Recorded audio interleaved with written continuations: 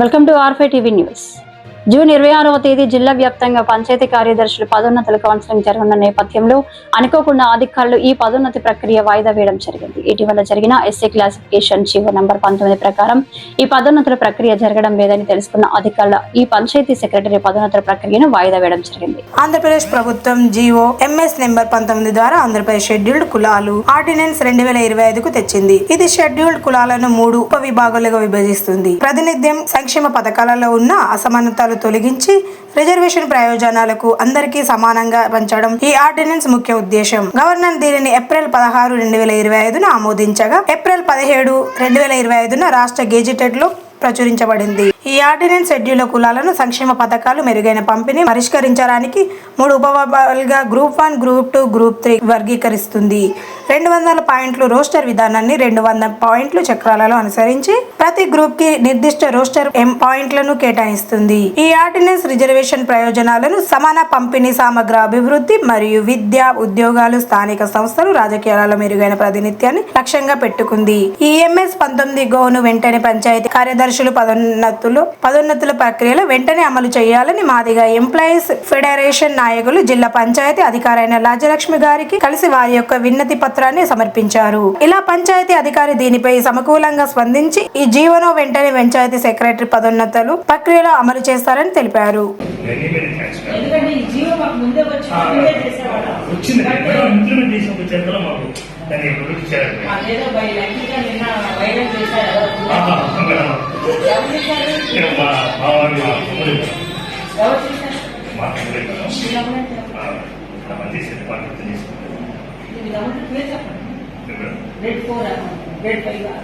మీ తమ్ముడు గ్రేడ్ 5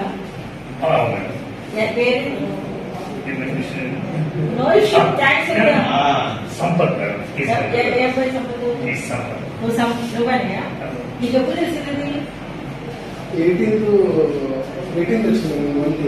ఈ జీవో నీకు 18 తెలుస్తుందా?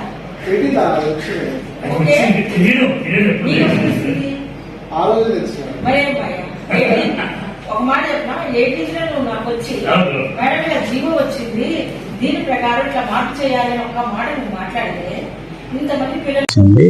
సో ఇవాళ జరగవలసిన ప్రమోషన్స్ హఠాత్తుగా ఆగిపోవడం జరిగింది. దీనిపైన మన డిస్ట్రిక్ట్ పంచాయత్ ఆఫీసర్ అయినటువంటి మేడం రాజ్యలక్ష్మి గారిని వివరణ అడిగి తెలుసుకుందాం. మేడం నమస్తే. మేడం నమస్తే. మేడం ఈ ప్రమోషన్స్ నిలిచిపోవడానికి గల కారణం, వాటి వివరాలు కాస్త మాకు తెలియదు. ఓకే, నమస్కారం అండి. ఈ జీవో ఏదైతే జీవో ఎంఎస్ నెంబర్ 19 18/6/25 ఇవ్వబడిన జీవోలో షెడ్యూల్ కాస్ట్ సబ్ క్లాసిఫికేషన్ కింద రూల్స్ ఫ్రేమ్ చేయడం జరిగింది. ఈ రూల్స్ ప్రకారంగా 18/5 కంటే ముందు 18/4 కంటే ముందు గినక ప్యానెల్ తయారై ఉంటే ఆ ప్యానెల్ ప్రకారమే ప్రమోషన్లు ఇవ్వమని ఇచ్చారు. 18/4 తర్వాత గినక సీనియర్ మన ప్రమోషన్ ప్యానెల్ తయారై ఉంటే దానిని రివైజ్ చేయమన్నారు. ఎట్లా అంటే జీవో ఎంఎస్ నెంబర్ 19 ప్రకారంగా. ఈ జీవో అనేది మాకు రాత్రి రావడం జరిగింది. ఈ గ్రేడ్ 5 సెక్రటరీలు గ్రూప్ లో ఉండడంతో మేము చూసుకున్నాము.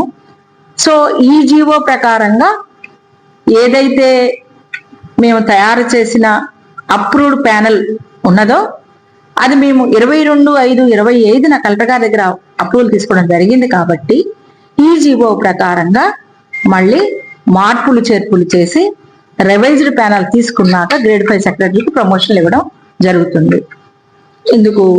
ఇందుకు మాకు సహకరించిన వాళ్ళందరికీ కూడా ధన్యవాదాలు తెలుపుకుంటున్నా. ఎందుకంటే నా పేరు సల్లగాళ్ళ వెంకటరమణ. నేను మాది ఎంప్లాయీస్ ఫెడరేషన్ కడప జిల్లా ప్రధాన కార్యదర్శిని. ఇక్కడ వచ్చేసి పంచాయతీ సెక్రటరీ 5 నుండి 4కు ప్రమోషన్స్ ఇస్తున్నారని తెలిసింది మాకు. రాత్రి వచ్చేసి మాకు తెలిసినటువంటి వ్యక్తి, సార్ ఇట్లా జరుగుతున్నాయి, మరి ఎస్సీల వర్గీకరణ జరిగింది కదా, అది ఇంప్లిమెంటేషన్ అవుతుందో కాదో మాకు అనుమానంగా ఉంది అని మాత్రం చెప్పాడు.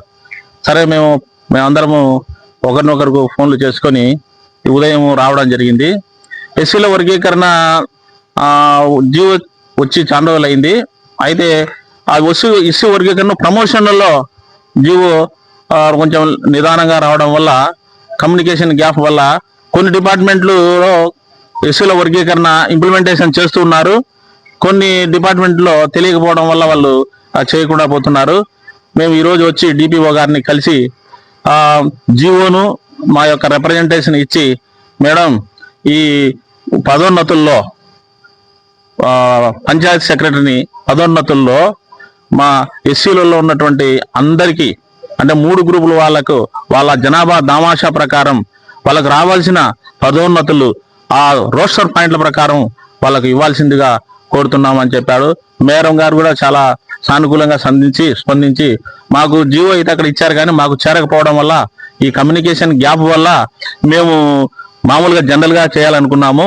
మీరు చాలా మంచి మేలు చేశారు, మాకు జ్ఞాపకం చేశారు అని ఆ తెలియజేసిన వ్యక్తిని కూడా అప్రిషియేట్ చేయడం జరిగింది. ఈ ఏమే కానీ లోటుపాట్లు లేకుండా చక్కగా ఈ ఎస్సీల వర్గీకరణ క్లాసిఫికేషన్ జరిగిందని తప్పకుండా మేము అమలు చేసి, రాజ్యాంగాన్ని మేము గౌరవిస్తున్నాము, అంబేద్కర్ను గౌరవిస్తున్నాము. ఆయన చెప్పినట్టు తప్పకుండా అమలు చేస్తేనే కదా మనం రాజ్యాంగానికి, అంబేద్కర్కు విలువ ఇచ్చినట్టు జరుగుతుందని ఆయన చెప్పడం జరిగింది. ఈ